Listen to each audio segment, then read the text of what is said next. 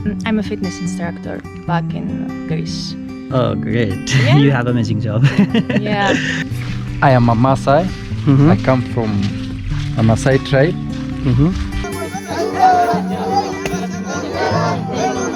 तो हमें बताएंगे कि ये आग कैसे जलाते हैं। ये लोग कोई माचिस का यूज़ नहीं करते, इनका एक अपना टेक्निक है। बाय। ओला सिरी, ओला सिरी। Thank you.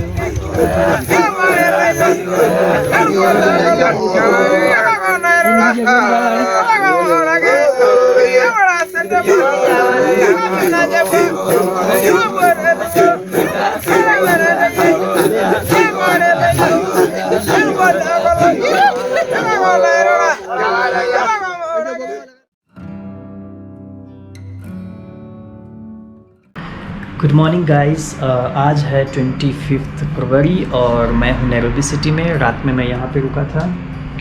ये देख लो, ये एक अपार्टमेंट होटल है, मैं यहाँ पे सोया था।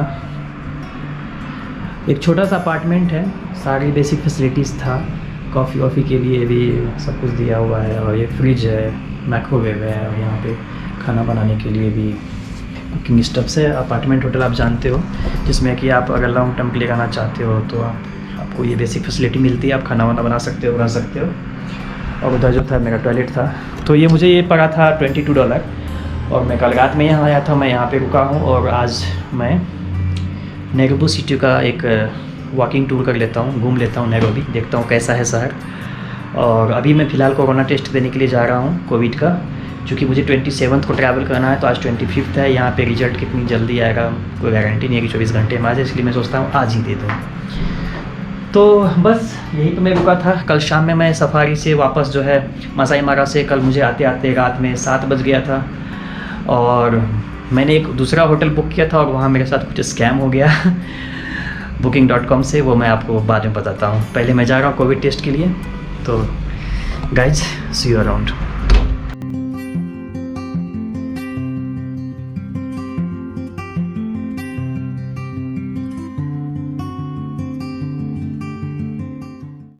तो गाइज़, मैं जो है अभी कोविड टेस्ट कराने के लिए आया हूँ। मैंने अभी सैंपल दे दिया है, मेरा टेस्ट हो गया है, आप देख सकते हो। बाकी लोग भी बैठे हुए हैं। ये है आगा खान हॉस्पिटल, आगा खान यूनिवर्सिटी का एक पार्ट है। ये बहुत ही बड़ा प्राइवेट हॉस्पिटल है यहाँ का।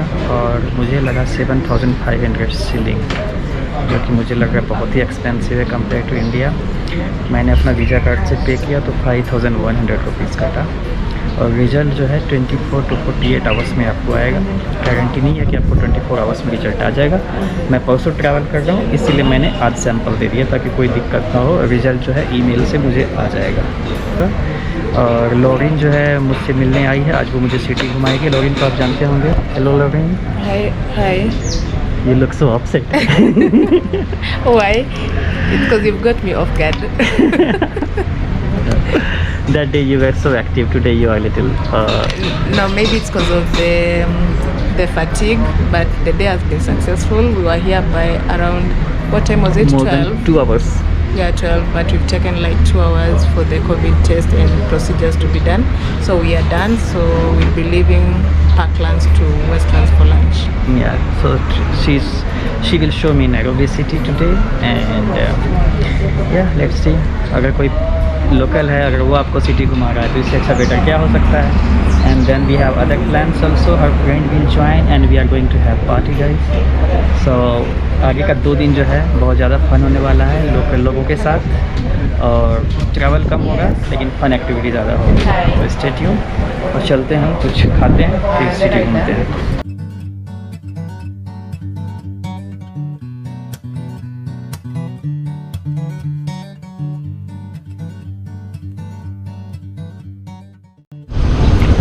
ये है वेस्टलैंड एरिया नैरोबी का, और ये है फोर्टिस टावर। और इसमें हम आए हैं पिज़्ज़ा खाने के लिए। इसके अंदर डोमिनोज़ है, अभी हम डोमिनोज़ में जाएंगे और केनिया वाला डोमिनोज़ का पिज़्ज़ा खाएंगे।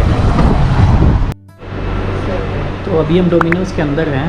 ये है नैरोबी का डोमिनोज़, और हम ऑर्डर का वेट कर रहे हैं। तो जब तक हमारा ऑर्डर नहीं आता, मैं आपको बता देता हूँ कि कल मेरे साथ क्या हुआ जब मैं नैरोबी पहुँचा मासाई मारा से वापस आते समय। तो एक तो रास्ते में बहुत ट्रैफिक हो गया, 2 घंटे जाम में फंस गया। तो जो मेरा 3:30-4 बजे पहुंचने का प्लान था, तो उसकी वजह से मुझे पहुंचते पहुंचते 6:30 बज गया। मैंने booking.com के एक होटल बुक करके रखा था और वो था अपर हिल रोड के आसपास, अपर हिल और लोअर हिल रोड के बीच में था। तो एक्चुअली मैं बहुत थका हुआ था, परसों नींद में था। तो मैंने जैसे ऐसे होटल खोला, ठीक है, मैंने अपना कैटेगरी के अनुसार सॉर्ट किया, जो सस्ता पड़ रहा था मैंने इसे बुक कर लिया। होटल का नाम था द ब्रिज। और पेमेंट जो था, पहले पेमेंट नहीं देना था booking.com से, वहाँ पे आके पेमेंट देना था। तो कोई बात नहीं, मैंने बस झटपट में बुक कर लिया। और मैं जब यहाँ आया तो मैं उबर लेके जब वहाँ पहुँचा, वहाँ देखा तो होटल है ही नहीं, कंस्ट्रक्शन एरिया है। उसके आसपास बहुत सारे होटल थे, बहुत अच्छा एरिया था एक्चुअली, मैंने वो एरिया देख के ही बुक किया था। लेकिन जो पर्टिकुलर जगह पे उसने लोकेशन डाल के रखा था, booking.com में जो लोकेशन डाल के रखा था, वहाँ पे कुछ नहीं था, कंस्ट्रक्शन एरिया था। मैंने ड्राइवर से पूछा कि द ब्रिज नाम का होटल को कोई आप जानते हो? तो उसने बोला था सर मैंने कोई नाम नहीं सुना है, लेकिन चलो लोकेशन पे चलते हैं। गया तो वहाँ कुछ नहीं था, और ऊपर से शाम हो गया था, 7 बज गया था। और वहाँ का जो थोड़ा दूर का जो आसपास का एरिया था, मतलब 500 मीटर तक का एरिया थोड़ा सा सुनसान टाइप का था, थोड़ा सा डरावना था। और केन्या में आपको पता है कि यहाँ पे मनी लॉन्ड्रिंग बहुत चलता है, ये सब हो सकता है। तो मुझे मेरे यहाँ के जो लोकल फ्रेंड है उसने भी मुझे बता दिया था, और बाकी के भी जो भी ट्रैवलर हैं, जो भी लोग जानते हैं अफ्रीका को, उन्होंने बोला था कि इवनिंग में सुनसान जगह पे ऐसे मत जाना। और मेरे पास पीछे जो है बहुत बड़ा बैग था, ये वाला बैग था, देख सकते हो, और साथ ही मेरे कैमरा वैमरा था ये सब। तो हालांकि मैं कुछ निकाला नहीं, मैंने ये कैमरा नहीं निकाला, मैंने मोबाइल फ़ोन भी हाथ से नहीं निकाला। और मैंने नहीं सोचा कि मैं कैमरा निकाल के ब्लॉगिंग करूँ इसका दिस दैट। मैं सोचा कि पहले मुझे अपना ठिकाना लगाना है, उसके बाद मैं देखूँगा क्या करता हूँ। तो हुआ ये कि मैंने उबर को बोला कि भाई साहब आप मुझे कुछ ऐसा एरिया में छोड़ो जहाँ से कि मैं सेफली जा सकूँ, तो और दूसरा होटल बुक कर सकूँ। तो बोला ठीक है। तो उसने मुझे थोड़ा सा पास में आके बस एक छोटी सी दुकान के पास मुझे उतार दिया। वो भी सुनसान एरिया ही था, लेकिन एटलीस्ट वहाँ पे एक दुकान था और कुछ सिक्योरिटी गार्ड था वहाँ पे। तो मुझे लगा कि चलो यहाँ कुछ ज़्यादा होगा नहीं। फिर मैंने वहाँ से उबर बुक करना शुरू किया। उबर में यहाँ पे ना बाइक का भी ऑप्शन है, उसको बोदा बोलते हैं। तो वहाँ पे एक बाइक वाला भी खड़ा था, उसने बोला मैं 400 सीलिंग लूँगा तुमको दूसरा होटल पहुँचाने का। मैंने इमीडिएटली booking.com में दूसरा होटल बुक किया, जो कि वहाँ से 4 किलोमीटर डिस्टेंस पे था, और वो भी अच्छा एरिया में था, कि पंदे रोड में था। तो मैं बोला नहीं यार ये तो ज़्यादा है। तो फिर मैं उबर से जो है बाइक बुक करना शुरू किया। 4 बाइक वाले ने कैंसिल कर दिया, मतलब दिखा रहा था 5 मिनट 6 मिनट में आ रहे हैं, पूछता था वे डू वांट टू गो, मैं जैसे ही बोलता था वो कैंसिल कर देता। इस वजह से मेरा 15 मिनट बर्बाद हो गया। तो यार थोड़ा सा अजीब फील हो रहा था, रास्ता भी अच्छा जगह पे नहीं था। तो फाइनली मैंने उबर कार बुक की, फिर उसने 230 सीलिंग लिया और मुझे दूसरे होटल पे जाकर पहुंचा दिया, जो कि मैंने सुबह में आपको दिखाया। और फिर मैं वहाँ पे जाके रात भर रुका। तो मैं आपको ये बताना चाहता था कि booking.com पे ऐसी प्रॉपर्टी कैसे लिस्टेड हो गई जो कि एग्जिस्ट ही नहीं करती है। booking.com पे हम बहुत भरोसा करते हैं, और उसके साथ मैंने उम्मीद नहीं की थी। दूसरी बात ये कि द ब्रिज होटल जो लोकेशन उसने दे के रखा था booking.com में, उसको मैं जब गूगल मैप में ओपन किया तो वो एग्जिस्ट नहीं करता था, वो दिखा नहीं रहा था। लेकिन जब मैं booking.com ऐप से गूगल मैप में नेविगेशन ओपन करता था तो वो लोकेशन दिखाता था, तो मैं वही लोकेशन फॉलो करके पहुंचा था। लेकिन द ब्रिज नाम का कोई होटल जो था वहाँ पे नहीं था।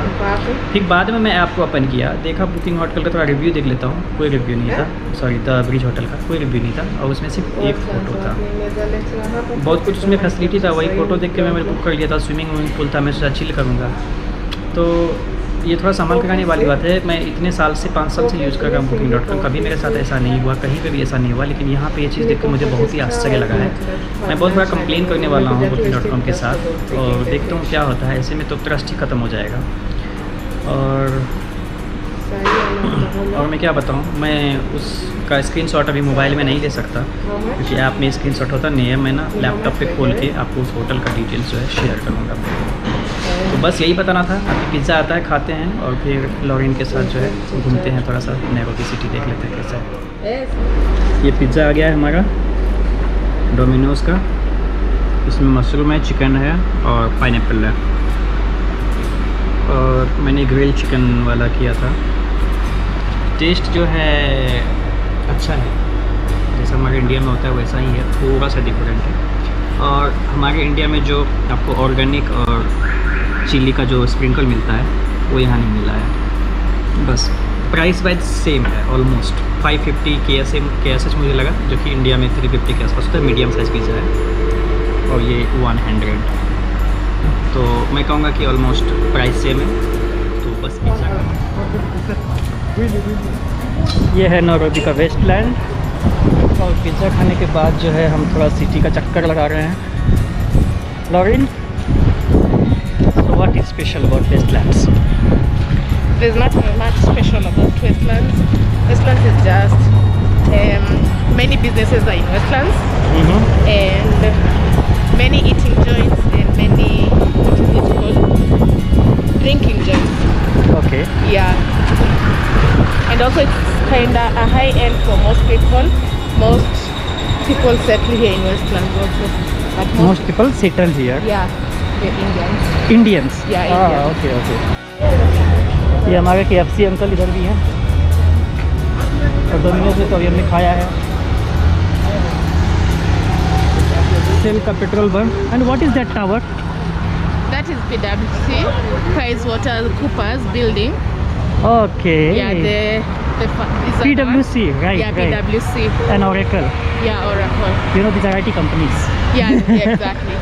So that, यहाँ पर अगर टेम्परेचर की हम बात करें तो सुबह और शाम तो ठंड रहती है, अच्छा लगता है, लेकिन दोपहर में ना थोड़ा सा धूप तीखी पड़ती है, मतलब थोड़ा सा गर्मी आपको लगेगा, तेज़ धूप रहता है, चमड़े में आपको, स्किन में आपको फील होगा धूप, वही है, वो गर्मी है यहाँ। लेकिन मैक्सिमम टेम्परेचर होता है 30-32 डिग्री से ऊपर नहीं जाता है।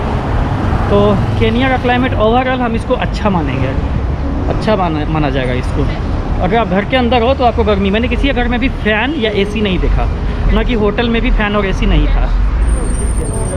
ये यहाँ का पब्लिक बस स्टॉप है, देख सकते हो आप, और ऐसे भीड़ होती रहती है, कंडक्टर आपको बुलाते रहेंगे, जैसे हमारे इंडिया में है, कोई बस स्टॉप में आपको ज़बरदस्ती चढ़ाने की कोशिश करेंगे, बोलेंगे मैं यहाँ छोड़ दूँगा, वहाँ छोड़ दूँगा, सब लोग आगे पूछेंगे आपसे। तो हम ऐसा ही पब्लिक ट्रांसपोर्ट का मजा लेने के लिए बस में चढ़ने वाले हैं। ये देखो एक और आ गया। We'll go in this? yeah. We'll go in this? Which one? Okay. Lauren हमारे साथ है तो मुझे उतना दिक्कत नहीं हो रहा है।